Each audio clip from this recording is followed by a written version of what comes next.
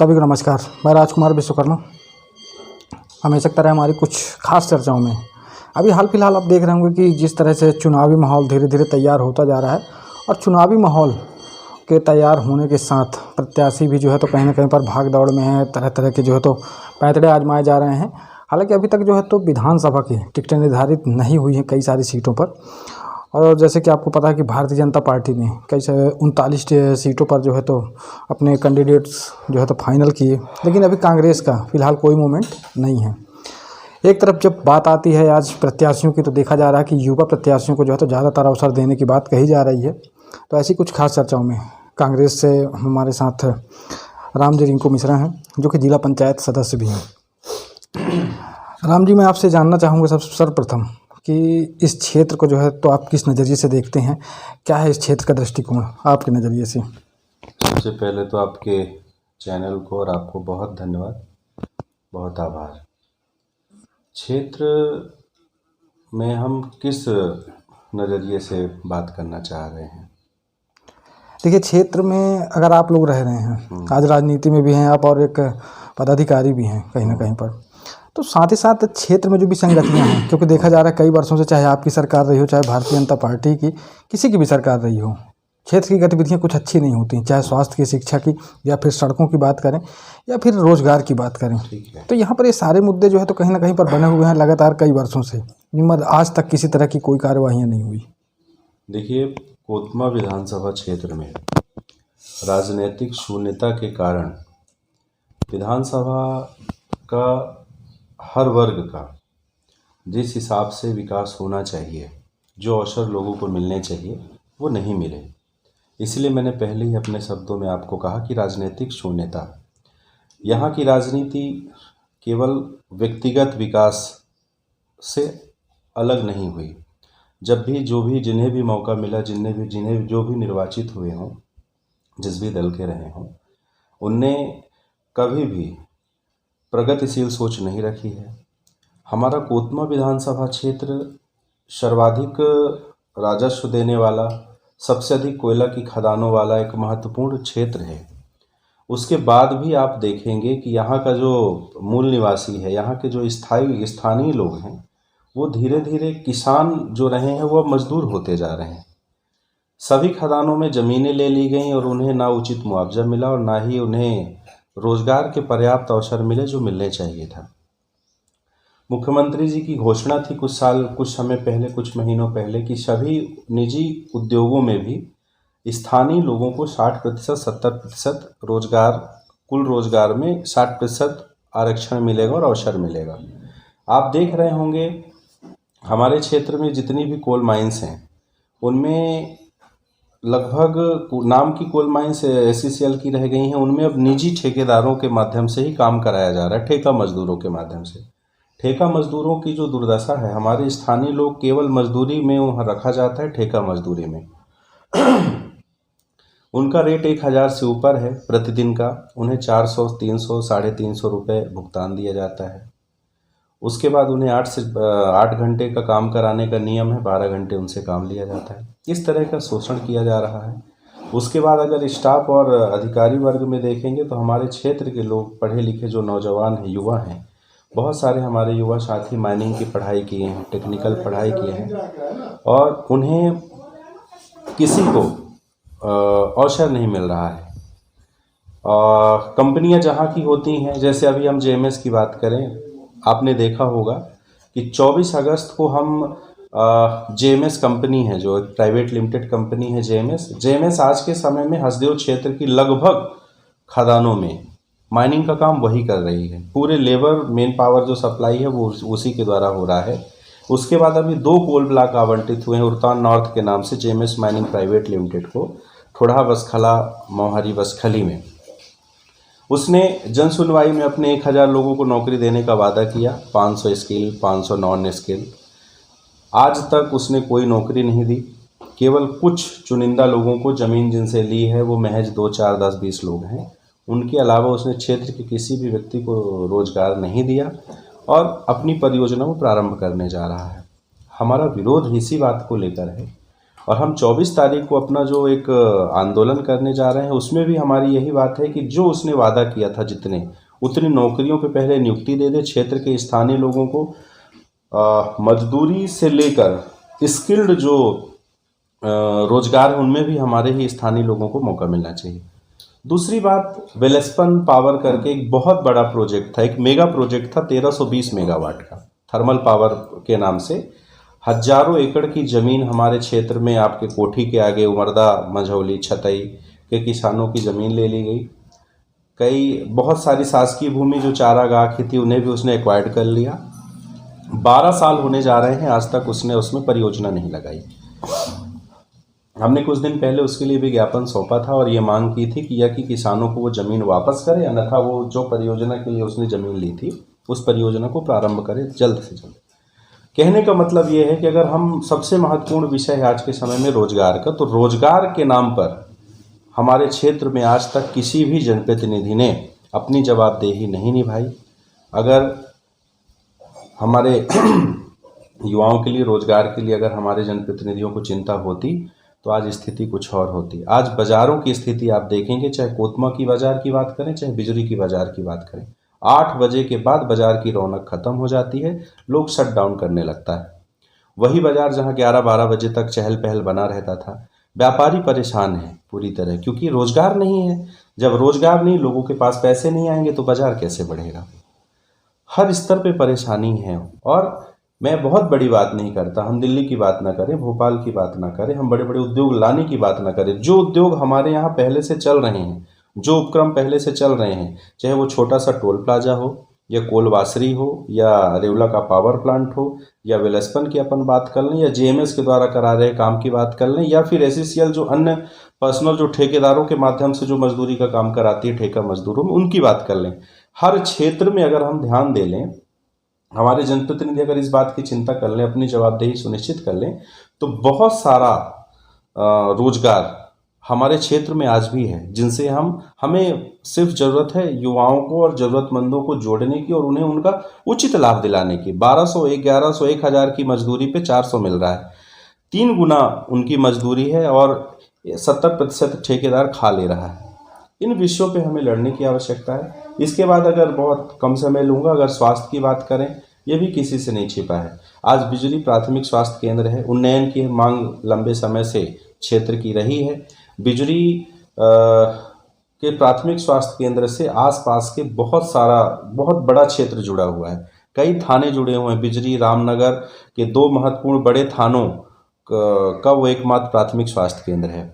उसके उन्नयन की भी मांग है, लेकिन उन्नयन से बड़ी बात है कि प्राथमिक स्वास्थ्य केंद्र की जो पात्रता है उसके हिसाब से ही वहाँ व्यवस्था नहीं है। अभी मैं आपको बता दूं, 1 ऑक्सीजन सिलेंडर है केवल बिजली अस्पताल में। कोतमा अस्पताल की अगर आप बात करें तो सामुदायिक स्वास्थ्य केंद्र हो गया है, वहाँ एक सिविल अस्पताल की मांग है क्षेत्र के हिसाब से, वो नहीं हो पा रहा। लेकिन जो सामुदायिक स्वास्थ्य केंद्र है उसकी पात्रता के अनुरूप भी वहाँ डॉक्टर की व्यवस्था नहीं, एक महिला डॉक्टर नहीं है इतने बड़े क्षेत्र में, इतने बड़े विधानसभा का वो कोतमा सामुदायिक स्वास्थ्य केंद्र है। अस्पताल या स्कूल केवल बिल्डिंग बना देने से विकास नहीं होता। बिजली का सीएलके महाविद्यालय है, जो हायर सेकेंडरी स्कूल है, वहाँ आज तक शासकीय बिल्डिंग नहीं है। दानदाताओं के दिए हुए बिल्डिंग, सीएसआर से, सीसीएल के कृपा से एक आध बिल्डिंग भवन बन गई, उस पर बच्चे बैठ रहे हैं। बरसात में आप अगर समय पाएंगे तो किसी भी दिन विद्यालयीन समय पे आप जब जाएंगे तो देखेंगे कि सीएलके की क्या स्थिति है। सड़कों की अगर आप बात करें तो आप अभी जिस सड़क से आए हैं, मेरे घर, इस सड़क की मैंने लगातार, मैं उप सरपंच था पिछले समय अपने इसी ग्राम पंचायत में, उस समय से मैंने पिछले 7 सालों से लगातार इस सड़क की मांग उठाई। आज तक इस सड़क का निर्माण ये जवाबदारी मतलब थी किसकी? कौन सा विभाग था? क्या उस पर भी जरा प्रकाश डालेंगे? विभाग, देखिए, किसी भी विभाग से बनाया जा सकता था, जिला प्रशासन करा सकता था। हमने विधायकों से भी मांग करी, सांसदों से भी मांग करा, और अब मैं जिला पंचायत पहुंचा हूं तो मैंने लगातार 3 सामान्य सभा जो मेरी हुई है और एक ये चौथी, 4 सामान्य सभा में मैंने लगातार सवाल उठाए हैं। तो पीडब्ल्यूडी के द्वारा अभी सर्वे किया गया है, आश्वासन दिया गया है कि जल्द से जल्द इसे कार्य योजना में शामिल कर बनाया जाएगा। कटकोना बैया टोला की एक बहुत महत्वपूर्ण सड़क थी, जिसमें कुछ नेताओं ने उसको खूब आडंबर किया, खूब रैली वैली निकाली।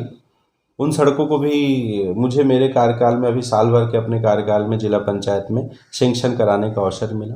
अन्य कई महत्वपूर्ण काम है जो हमारे क्षेत्र में हो सकते हैं, उसमें भी हमारा हमने ध्यान दिया है।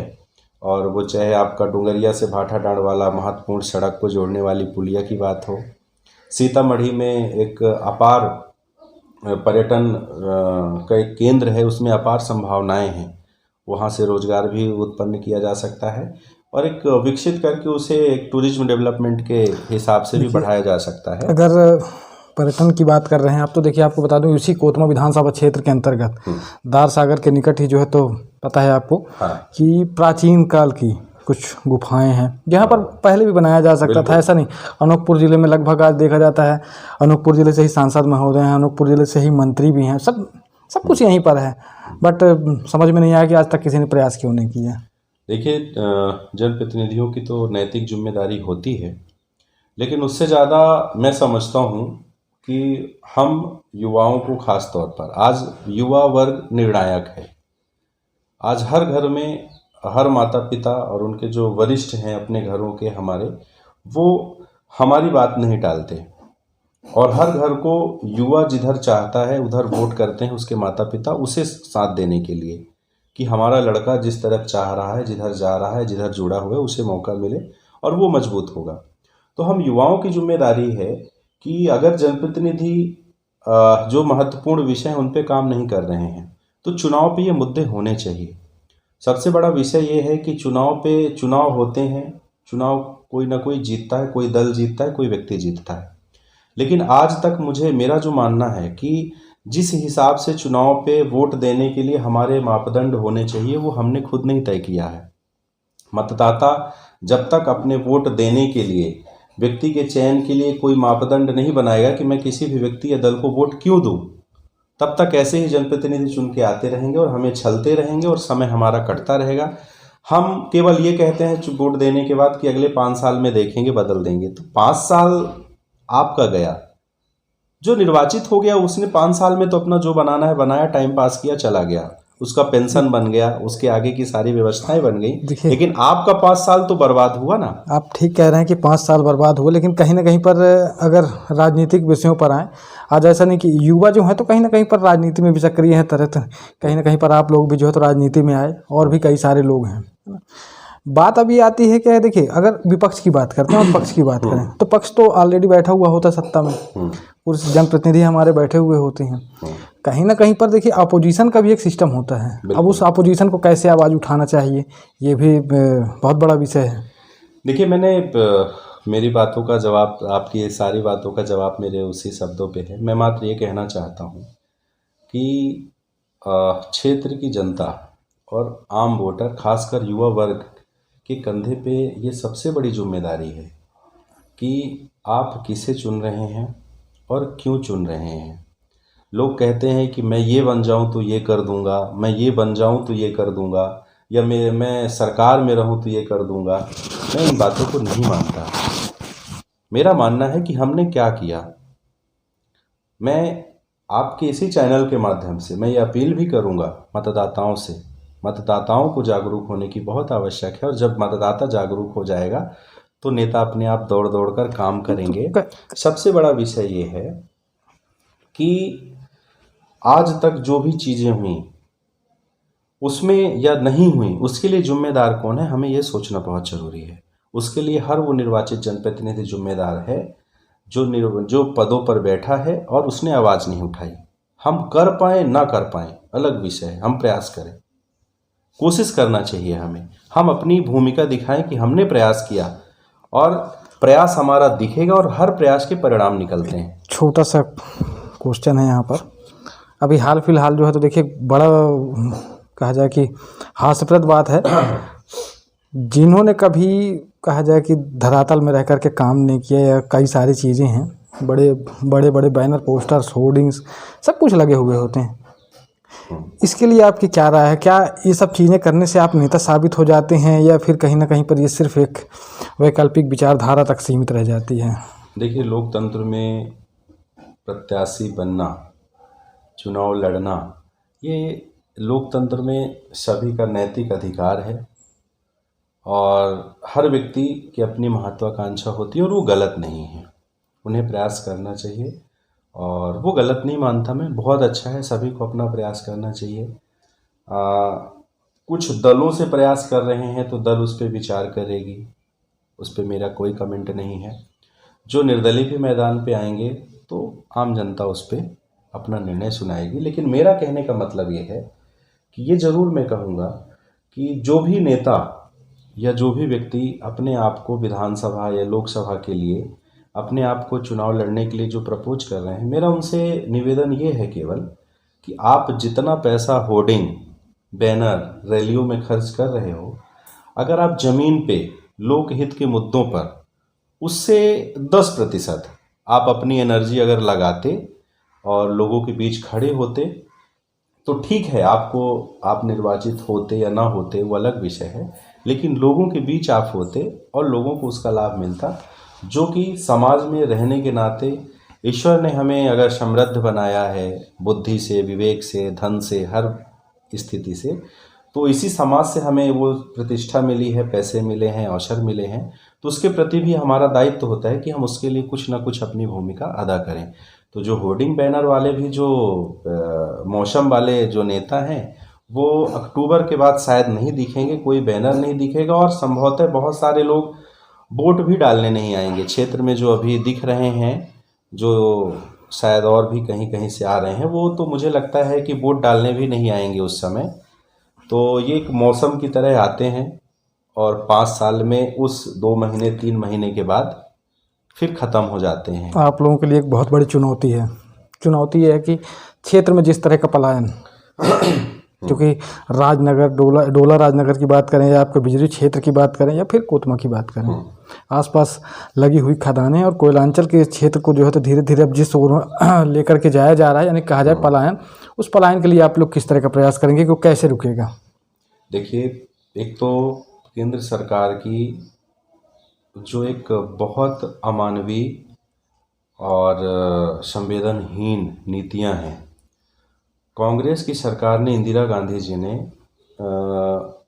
निजी कंपनियों को, कोयला पहले निजी कंपनियां होती थी, उनका राष्ट्रीयकरण किया।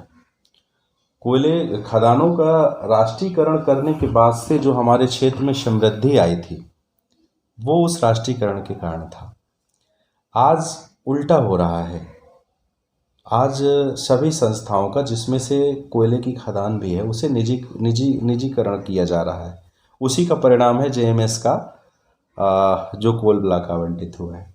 उससे चीज़ें बहुत गर्त में जा रही हैं और वही कारण है कि हमारे क्षेत्र के लोगों को रोजगार न मिलके उनका पलायन हो रहा है। इस पे हमारी जो हैसियत है, हम हमारे स्तर से जो भी बेहतर कर पा रहे हैं वो कर रहे हैं और करेंगे। मुझे इस बात की चिंता नहीं है कि मुझे अवसर मिलेगा कि नहीं मिलेगा, मैं विधायक बनूंगा या नहीं बनूंगा, मुझे इस बात की ज़रा भी परवाह नहीं है। ना इस बात से मैं कहीं बहुत ज़्यादा चिंतित होता हूँ, ना मैं सीरियस रहता हूँ। हाँ, मैं इतना ज़रूर जानता हूँ कि हमारा प्रयास है कि हम हर युवा, क्षेत्र का प्रत्येक मतदाता ये तय करे कि मैं अगर किसी को विधायक के लिए वोट दे रहा हूँ तो मेरे वोट को पाने के बाद जो विधायक बना, क्या उसने हमारे क्षेत्र के लिए, हर व्यक्ति के लिए जो उचित काम करने चाहिए वो किया या नहीं किया, या केवल नाटक करते रह गए, केवल बहानेबाजी करते रह गए, भ्रमित करने का प्रयास किया, या कुछ काम भी किया। या दूसरी बात, हर मतदाता ये तय करे कि हम अगर किसी को वोट देते हैं तो वोट क्यों दें, हम किसी को विधायक क्यों बनाएं। अगर उस विधायक से हमारी जो अपेक्षाएं हैं, उस विधायक के अपने पद, अपने कार्य क्षेत्र और अपनी एक जो पोजीशन मिलती है, उस पोजीशन के हिसाब से अगर उसने हमारे क्षेत्र के डेवलपमेंट के लिए काम नहीं किया तो उसका अधिकार नहीं बनता है कि हम उसको मौका दें, वो चाहे पूर्व हो, वर्तमान हो या जो भी हो।